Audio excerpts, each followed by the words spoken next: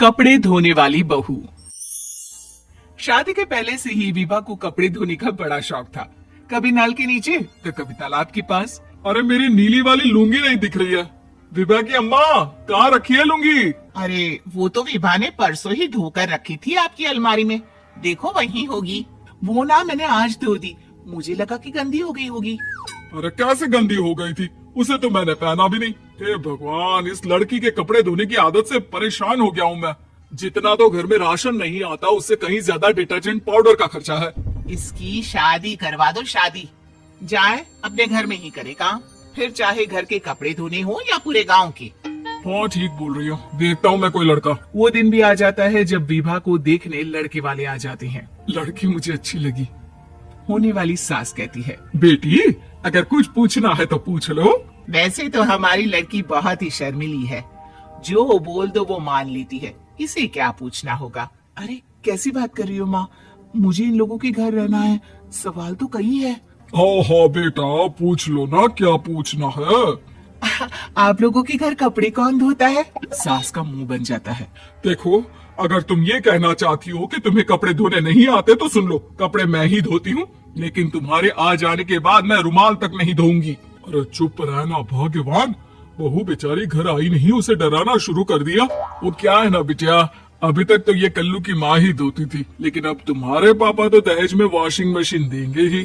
तभी विभा की माँ बोल पड़ती है, सवाल भी पूछा तो क्या। वैसे भाई साहब, मशीन की तो फिर भी कपड़े धोने की कैपेसिटी होती है। मतलब जो बिटिया दे रहे हैं ना विभा, इसे कपड़े धोने का बहुत शौक है। ये आप लोगों के क्या आस पड़ोस गांव मोहल्ले सबके कपड़े धो दे और उफ तक ना करे। बाहर देखा नहीं आपने कितने कपड़े सूख रहे हैं, सब हमारी बिटिया ने ही तो धोए हैं। बस भी करो ना माँ, शर्म आ रही इतनी तारीफ सुनकर। और तो और एक दाग निकाल कर दिखाओ तो मान जाऊं। हाँ अच्छा अच्छा, माफ करना बेटा, मैंने गलत समझा। हमें तो रिश्ता बहुत पसंद है। और ऐसे जुड़ जाता है रिश्ता कपड़े धोने का शौक रखने वाली विभा का। उसकी शादी हो जाती है कोयला फैक्ट्री में काम करने वाले कल्लू के साथ। शादी के बाद अचानक विभा चिल्लाती हुई सास के पास आती है। सासू माँ, अरे सासू माँ कहाँ है आप? ये तो धोखा है, धोखा दिया आप लोगों ने मुझे। इस ससुर के चक्कर के बारे में पता चल गया। अरे तो उसमें तुझे क्यों धोखा मिला है? अरे नल में पानी नहीं आता, कपड़े कैसे कब धुलेंगे? अच्छा अच्छा, तू पानी नहीं आ रहा उसकी बात कर रही है। तो आपने क्या सोचा? कुछ नहीं। अच्छा तेरी माँ ने कहा था कि कपड़े धोने का शौक है, तुझे याद आया मुझे। शौक शौक बोलकर कपड़े धोने वाले मेरे जुनून को कम ना आके सासू माँ, कपड़ा धोना मेरा गुरूर है। तभी पति भी वहाँ आ जाता है। अभी अभी मैंने इसे सनी देओल की फिल्म दिखाई है, उसी के डायलॉग मार रही है माँ। अच्छा सुन, साफ साफ बता रही हूँ, पानी सुबह 4 से 6 और शाम को 10 से 12 आता है, समझी? विभा टाइमिंग सुनकर हैरान हो जाती है। ये क्या भूतों का मोहल्ला है? सुबह 4 बजे उठकर कौन कपड़े धोता है? 4 बजे टंकी में पानी जाता है, फिर सारा दिन धोना ना, किसने मना किया? अरे कैसी बात कर रही है, 200 लीटर की टंकी में कितने कपड़े धो लूंगी मैं, सुबह ही उठ जाऊंगी मैं। अब क्या था, विभा सुबह 4 से लेकर रात के 12 बजे तक कपड़े ही धोती रहती।